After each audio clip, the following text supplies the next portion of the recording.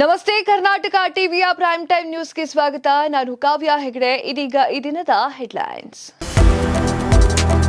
ಮೈಸೂರು ಚಲೋ ಪಾದಯಾತ್ರೆ ಸಮಾರೋಪ. ಕಾಂಗ್ರೆಸ್ ವಿಡಿಯೋ ರಿಲೀಸ್ ಮಾಡಿದ ಎಚ್ಡಿಕೆ. ಸಿಎಂ ಚಡ್ಡಿ ಕಪ್ಪಾಗಿದೆ ಎಂದು ಕುಮಾರಸ್ವಾಮಿ ವಾಗ್ದಾಳಿ. ಕಾಫಿ ಡೇ ಸಿದ್ಧಾರ್ಥ್ ಸಾವಿಗೆ ಕಾರಣ ಯಾರು? ಹಳೆ ಪ್ರಕರಣವನ್ನ ಕಿರಿಕಿದ ಎಚ್ಡಿಕೆ. ಕುಮಾರಸ್ವಾಮಿ ಅವರನ್ನ ಹುಚ್ಚಾಸ್ಪತ್ರೆಗೆ ಸೇರಿಸಬೇಕೆಂದು ಡಿಕೆಶಿ ತಿರುಗೇಟು.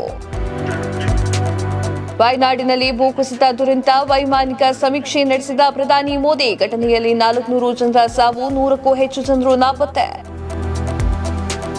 ಬಾಂಗ್ಲಾದಲ್ಲಿ ತೀವ್ರಗೊಂಡ ವಿದ್ಯಾರ್ಥಿಗಳ ಪ್ರತಿಭಟನೆ. ಸುಪ್ರೀಂ ಕೋರ್ಟ್ ಮುಖ್ಯ ನ್ಯಾಯಮೂರ್ತಿ ರಾಜೀನಾಮೆ. ಭಾರತಕ್ಕೆ ಧನ್ಯವಾದ ಹೇಳಿದ ಹಸೀನಾ ಪುತ್ರ. ಪ್ಯಾರಿಸ್ ಒಲಿಂಪಿಕ್ಸ್ನಲ್ಲಿ ಭಾರತಕ್ಕೆ ಮತ್ತೊಂದು ಪದಕ. ಪಟ್ಟು ಬಿಡದೆ ಕಂಚಿನ ಪದಕಕ್ಕೆ ಮುತ್ತಿಕ್ಕಿದ ಅಮನ್. 57 ಕೆಜಿ ಕುಸ್ತಿ ವಿಭಾಗದಲ್ಲಿ ದೊಡ್ಡ ಗೆಲುವು.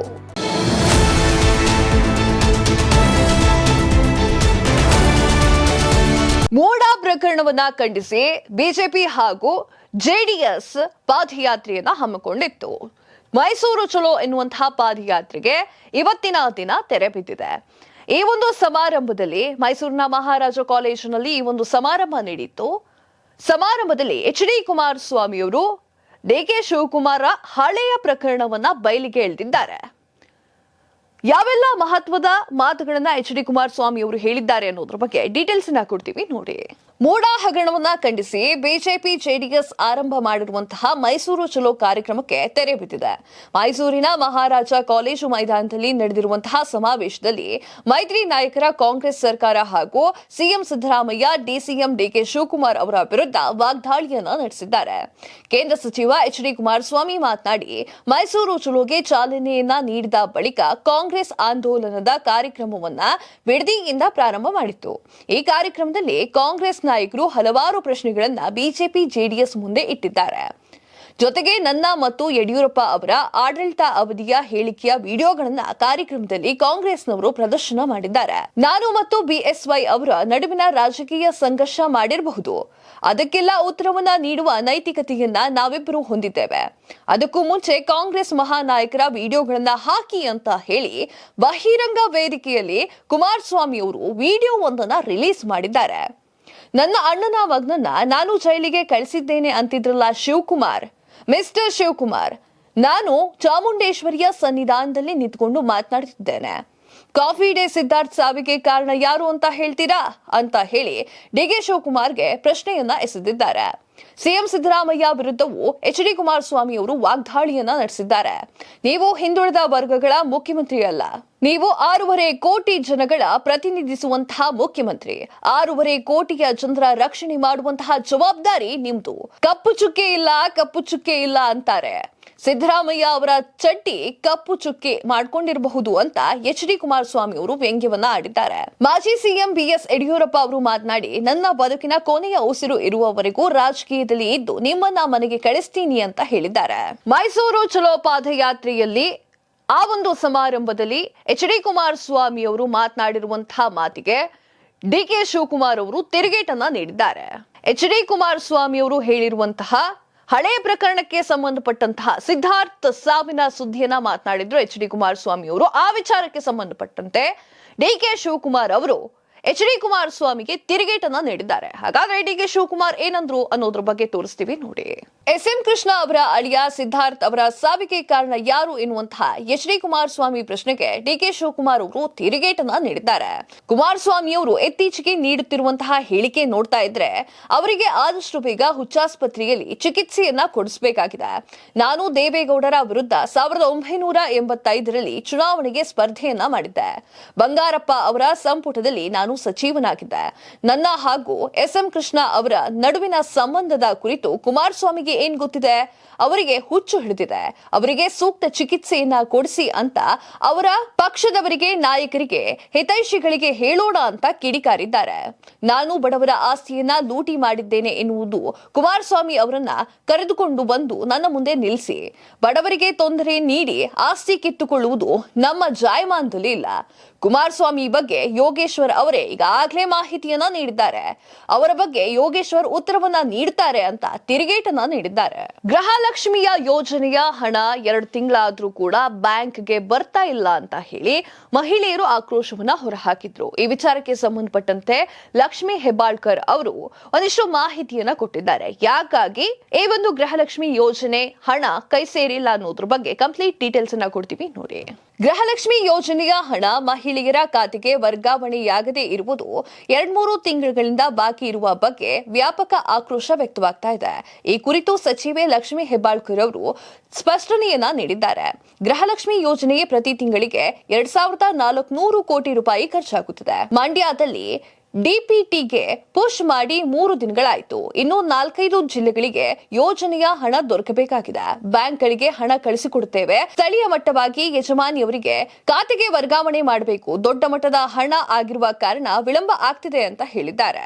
ಪರಶುರಾಮ್ ಸಾವಿನ ತನಿಖೆ ಚುರುಕಾಗ್ತಾ ಇದೆ. ಈ ವಿಚಾರಕ್ಕೆ ಸಂಬಂಧಪಟ್ಟಂತೆ ಪೊಲೀಸರು ಹಲವಾರು ಮಾಹಿತಿಯನ್ನ ಕಲೆ ಹಾಕಿದ್ದಾರೆ.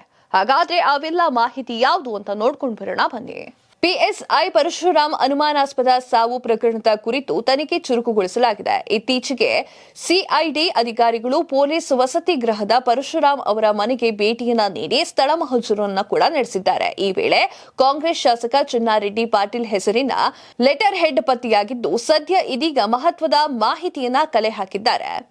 ಶಾಸಕ ಚಿನ್ನಾರೆಡ್ಡಿ ಪಾಟೀಲ್ ಹಾಗೂ ಆತನ ಪುತ್ರ ಪಂಪನಗೌಡ ಬಗ್ಗೆ ಸಿಐಡಿ ಮಾಹಿತಿಯನ್ನ ಕಲೆ ಹಾಕಿದ್ದಾರೆ. ಯಾದಗಿರಿ ನಗರದ ಲಾಲ್ ಬಹದ್ದೂರ್ ಶಾಸ್ತ್ರಿ ವೃತ್ತದ ಬಳಿ ಇರುವಂತಹ ಶಾಸಕ ಚಿನ್ನಾರೆಡ್ಡಿ ಪಾಟೀಲ್ ಕಚೇರಿಗೆ ಸಿಐಡಿ ಡಿವೈಎಸ್ಪಿ ಪುನೀತ್ ನೇತೃತ್ವದ ತಂಡವು ಭೇಟಿಯನ್ನ ನೀಡಿ ಇಡೀ ಕಚೇರಿಯನ್ನ ಪರಿಶೀಲನೆ ಮಾಡಿದೆ. ಪೋಸ್ಟಿಂಗ್ ವಿಚಾರವಾಗಿ ಪಿಎಸ್ಐ ಪರಶುರಾಮ್ ಶಾಸಕ ಚಿನ್ನಾರೆಡ್ಡಿ ಅವರನ್ನ ಭೇಟಿಯಾಗಿದ್ರು. ಇದೇ ಶಾಸಕರ ಕಚೇರಿಯಲ್ಲಿ ಚಿನ್ನಾರೆಡ್ಡಿ ಅವರನ್ನ ಭೇಟಿಯಾಗಿದ್ರು. ಹಾಗಾದ್ರೆ ಎಷ್ಟು ಬಾರಿ ಪಿಎಸ್ಐ ಪರಶುರಾಮ್ ಶಾಸಕ ಚಿನ್ನಾರೆಡ್ಡಿಯನ್ನ ಭೇಟಿಯಾಗಿದ್ರು, ಯಾವ ವಿಚಾರಕ್ಕೆ ಭೇಟಿ ಮಾಡೋಕೆ ಬಂದಿದ್ರು ಅನ್ನೋದ್ರ ಬಗ್ಗೆ ಸಿಐಡಿ ತನಿಖೆಯನ್ನ ನಡೆಸ್ತಾ ಇದೆ.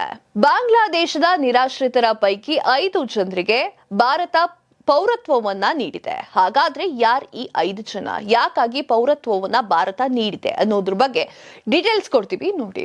ರಾಜ್ಯದಲ್ಲಿ ವಾಸವಾಗಿದ್ದ ಬಾಂಗ್ಲಾ ನಿರಾಶ್ರಿತರ ಪೈಕಿ 5 ಪೌರತ್ವ ತಿದ್ದುಪಡಿ ಕಾಯ್ದೆಯಡಿ ಭಾರತೀಯ ಪೌರತ್ವವನ್ನ ಕೊಡಲಾಗಿದೆ. ರಾಯಚೂರು ಜಿಲ್ಲೆಯ ಸಿಂಧನೂರು ತಾಲೂಕಿನ ಆರ್ಎಚ್ ಕ್ಯಾಂಪ್ನಲ್ಲಿ ವಾಸವಿರುವಂತಹ ರಾಮಕೃಷ್ಣ, ಅದ್ವಿತಾ, ಸುಕುಮಾರ್, ಬಿ ಪ್ರಸಾದ್, ಜಯಂತ್ ಇವರಿಗೆ ಪೌರತ್ವವನ್ನ ನೀಡಲಾಗಿದೆ. ಇದು ಕಾಯ್ದೆಯಡಿ ಪೌರತ್ವ ಪಡೆದ ರಾಜ್ಯದ ಮೊದಲ ಪ್ರಕರಣವಾಗಿದೆ. ದೇಶದ ವಿವಿಧ ರಾಜ್ಯಗಳಲ್ಲಿ ಸಿಎಎ ಅಡಿ ಕೆಲವರಿಗೆ ಈ ಮೂಲಕ ಪೌರತ್ವವನ್ನ ನೀಡಲಾಗಿದೆ. ವಯನಾಡಿನಲ್ಲಿ ಗುಡ್ಡ ಕುಸಿತದ ಪರಿಣಾಮ ಹಲವಾರು ಜನರು ಸಾವನ್ನಪ್ಪಿದ್ದಾರೆ. 100 ಜನರು ಇನ್ನೂ ಕೂಡ ನಾಪತ್ತೆಯಾಗಿದ್ದಾರೆ. ಈ ವಿಚಾರಕ್ಕೆ ಸಂಬಂಧಪಟ್ಟಂತೆ ಮೋದಿಯವರು ವೈಮಾನಿಕ ಸಮೀಕ್ಷೆಯನ್ನ ನಡೆಸಿದ್ದಾರೆ. ಇದರ ಬಗ್ಗೆ ಹೆಚ್ಚಿನ ವಿವರವನ್ನ ಕೊಡ್ತೀವಿ ನೋಡಿ.